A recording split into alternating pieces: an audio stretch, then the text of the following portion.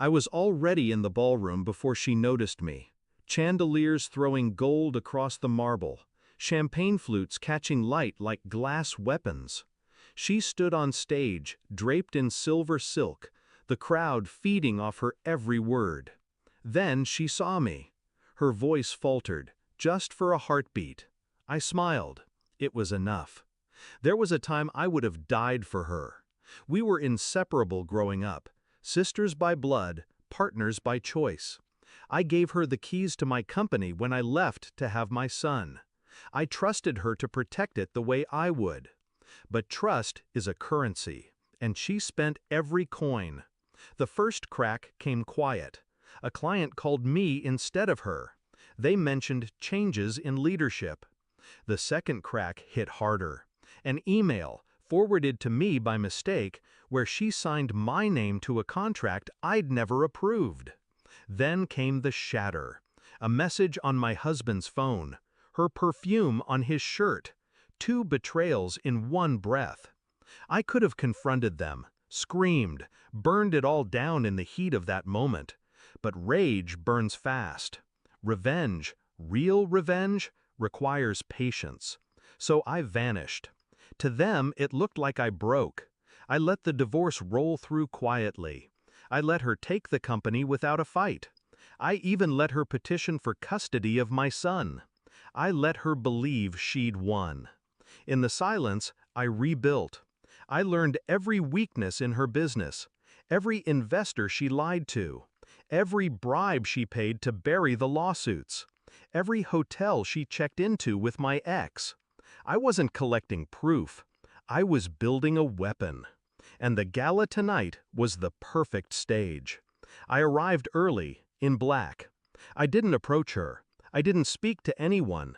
I just handed the AV technician a flash drive and said, "Play this when I signal." He didn't ask questions.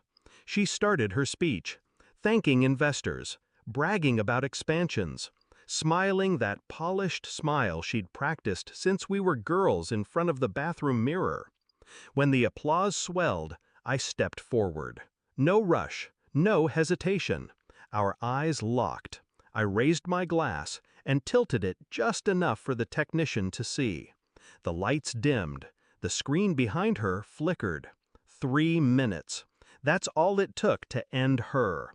First clip, her signing falsified documents. Second, her whispering bribes into a banker's ear.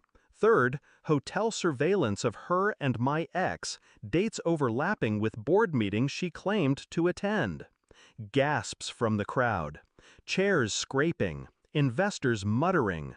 The final scene froze on her face, laughing as she told someone she'd take the company, take the man, and then take the kid, because winning is everything.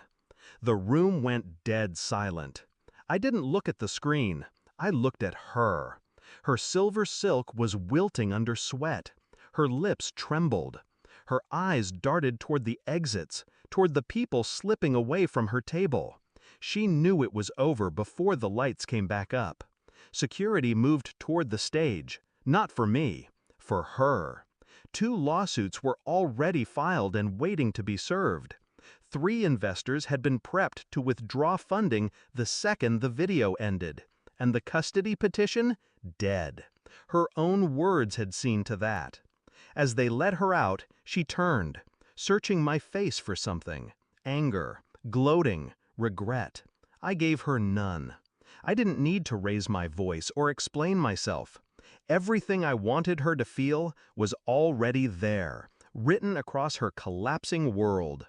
I stayed until the last champagne glass stopped trembling on the tables, until the murmurs faded into nothing. Then I walked out, my heels echoing in the empty hall. People think revenge feels like fire, but it's colder than that, sharper. It's the stillness after a storm, when you're the only one left standing. She stole my company. She slept with my husband. She tried to take my son. Now she has nothing. And me? I have everything back, plus the satisfaction of knowing she saw it fall second by second and knew exactly whose hand pushed it.